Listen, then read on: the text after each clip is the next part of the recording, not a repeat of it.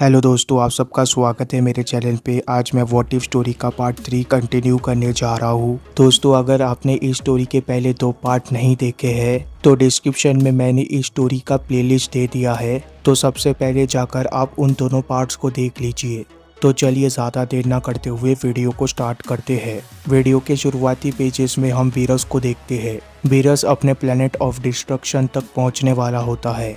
तभी वीरस एकदम से वीज से बोलता है कि मुझे लगता है कि हमें उन दोनों बेवकूफ़ों को भी बता देना चाहिए इस न्यू होने वाले टूर्नामेंट के बारे में। इससे हमारा काम काफ़ी ज़्यादा आसान हो जाएगा।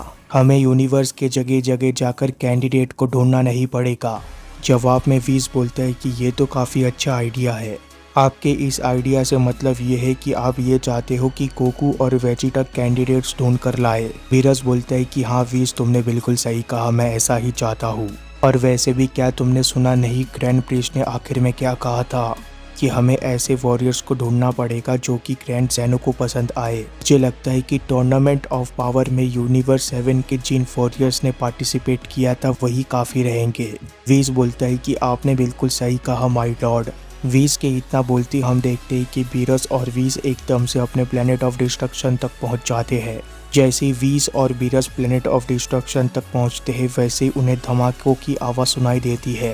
वीरस वहां पर देखता है कि गोकू और वेजिटा ज़बरदस्त लड़ाई कर रहे होते हैं और वो लड़ते हुए वीरस के प्लेनेट का पूरी तरीके से हुलिया बिगाड़ रहे होते हैं।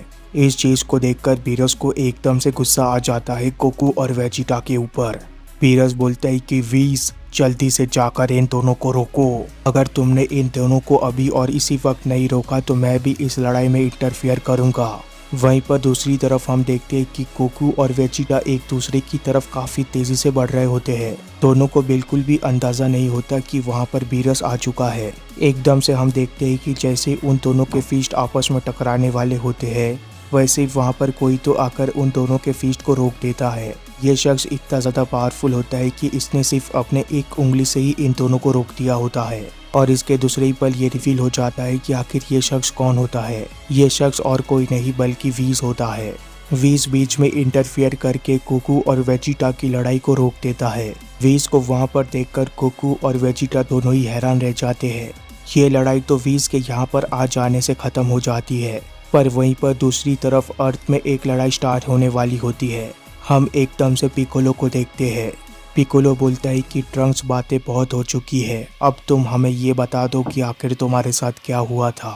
जवाब में ट्रंक्स सारी चीज़ों को एक्सप्लेन करने लग जाता है। ट्रंक्स बोलता है कि जैसा कि आप लोगों को पता होगा कि वीज और टाइम मशीन की मदद से हम एक दूसरे टाइमलाइन में पहुंच चुके थे। हम एक ऐसे टाइमलाइन में जाने वाले थे जहां पर ऑलरेडी माई और ट्रंक्स भी प्रेजेंट थे, बिल्कुल वैसा जैसा वीस ने हमसे कहा था। जैसे ही हमारी टाइम मशीन फ्यूचर टाइमलाइन में पहुंचती है वैसे ही हम सबसे पहले ये देखते हैं कि उस टाइमलाइन का हाल भी बिल्कुल वैसा ही था जैसा हाल मेरे टाइमलाइन का था, यानी कि हर तरफ और हर जगह सिर्फ तबाही तबाही होती है। जिससे मुझे ये समझने में ज़्यादा देरी नहीं लगी कि यहाँ पर भी गोकू ब्लैक मौजूद है। टाइम मशीन से उतरते ही सबसे पहले जो हम दोनों ने देखा वो था कि हम दोनों की ही लाश जमीन के ऊपर पड़े हुए थे। हाँ, तुम लोगों ने बिल्कुल सही सुना। हम जिस टाइमलाइन में गए थे उस टाइमलाइन के ट्रंक्स और माही ऑलरेडी मर चुके थे, पर मेरी किस्मत इतनी भी ज़्यादा बुरी नहीं थी। मेरे टाइमलाइन में मेरी मॉम बुल्मा को खो दिया था, पर किस्मत से उस टाइमलाइन में मेरी मॉम बुल्मा जिंदा थी। मैं उस वक्त तुमसे यह नहीं कह सकता कि आखिर मैं क्या फील कर रहा था। एक तरफ तो जमीन के ऊपर मेरी खुद की ही लाश पड़ी हुई थी, पर वहीं पर दूसरी तरफ मेरी मॉम को जिंदा देखकर मैं काफ़ी ज़्यादा खुश भी था। पर पल में ही ये सारी खुशी ख़त्म हो गई जब मैंने वहाँ पर गोकू ब्लैक की की को महसूस किया। मैं ये महसूस कर पा रहा था कि ये गोकू ब्लैक काफ़ी ज़्यादा ताकतवर है, पर इसके बावजूद मुझे इस चीज़ की कोई भी परवाह नहीं थी। जल्दी मेरी मुलाकात हो गई उस टाइमलाइन के गोकू ब्लैक से, जो कि मुझे देखकर काफ़ी ज़्यादा हैरान और परेशान लग रहा था, क्योंकि उसके हिसाब से उसने मुझे ऑलरेडी मार दिया था। उसने मुझसे मिलते ही ये बताया कि आखिर उसने मुझे उस टाइमलाइन में कैसे मारा था। उसने मुझे ये बताया कि उसने मुझे अपने बेस फॉर्म में ही लगभग ख़त्म कर दिया था, पर क्योंकि लिए वो से वहाँ पर लड़ाई करने में मेरे साथ ज़्यादा मज़ा नहीं आ रहा था, इसलिए उसने मज़े के लिए माई को भी मार दिया उस टाइमलाइन के असल में ये गोकू ब्लैक भी बिल्कुल उसी गोकू ब्लैक की तरह था जिस गोकू ब्लैक से मैं मिल चुका था पहले। चाहे ब्लैक किसी भी टाइमलाइन का क्यों ना हो, उसे सैयन रेंज को देखने में काफी ज्यादा मजा आता है। जैसे ही उसने उस टाइमलाइन के माई को खत्म किया, वैसे ही उस टाइमलाइन के ट्रंक्स ने अपनी पूरी पावर दिखाई, पर उस टाइमलाइन की पूरी ताकत भी कम थी। ब्लैक ने सिर्फ अपने आप को सुपर सैयन में ट्रांसफॉर्म किया और उस टाइमलाइन के ट्रंक्स को काफी बेरहमी से मार दिया। जैसे ही ब्लैक ने अपना एक्सप्लेनेशन खत्म किया, वैसे ही ब्लैक को मैंने अपना इंट्रोडक्शन दिया। मैंने ब्लैक को बताया कि आखिर मैं कौन से टाइमलाइन से आया हूँ। मैंने ब्लैक को ये भी बताया कि मैं इस टाइमलाइन का ट्रंक्स नहीं हूँ। मैं जिस टाइमलाइन से आया हूँ उस टाइमलाइन के ब्लैक को ऑलरेडी खत्म कर दिया गया है।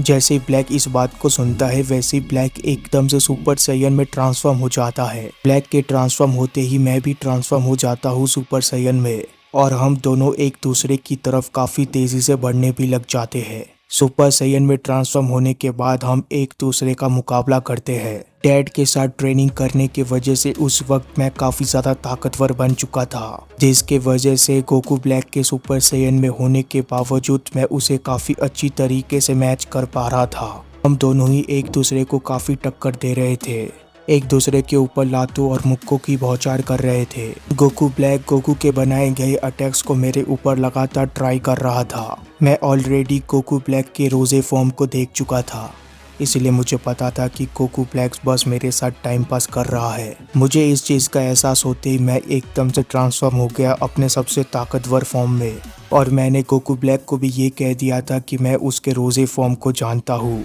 इसीलिए उसे अपने रोजे फॉर्म को छुपाने की कोई ज़रूरत नहीं है। जैसे ही मैंने गोकू ब्लैक को ये बोला, वैसे ही गोकू ब्लैक भी एकदम से ट्रांसफॉर्म हो गया सुपर सैयन रोजे में। मैं इस चीज़ को महसूस कर सकता था कि ये गोकू ब्लैक मेरे टाइमलाइन के गोकू ब्लैक से भी ज़्यादा ताकतवर है।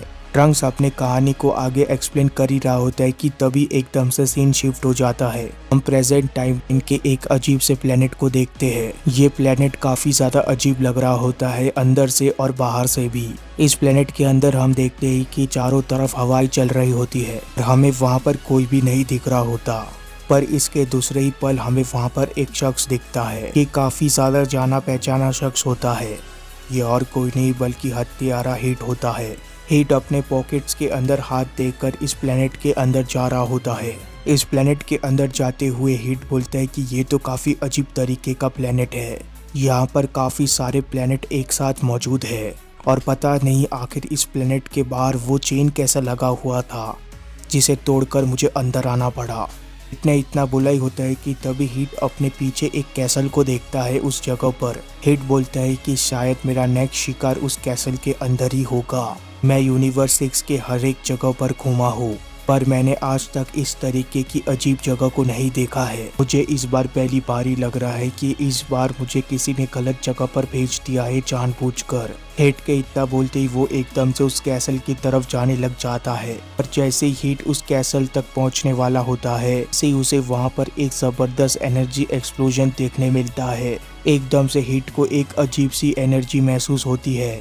हीट बोलता है कि आखिर ये किस तरीके की एनर्जी है, ये तो काफी ज्यादा डार्क है।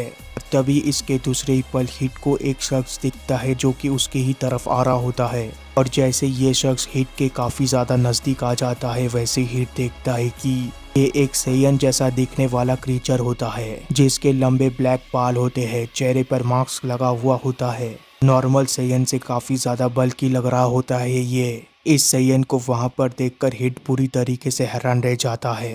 हीट बोलता है कि क्या आखिर ये कौन सी जगह है और तुम कौन हो? इतने सालों से मैं जिंदा हूँ, पर कभी भी मैंने तुम्हें यहाँ पर क्यों नहीं देखा? हिट के इतना बोलते ही वो सैयन जैसा देखने वाला वॉरियर एकदम से स्टांस ले लेता है लड़ाई करने का। वो शख्स बोलता है कि कंबर, मेरा नाम कंबर है और मैं एक सैयन हूँ। तब तो मुझे ये बताओ कि आखिर तुम यहाँ पर क्यों आए हो? आखिर कंबर यूनिवर्स 6 में क्या कर रहा है?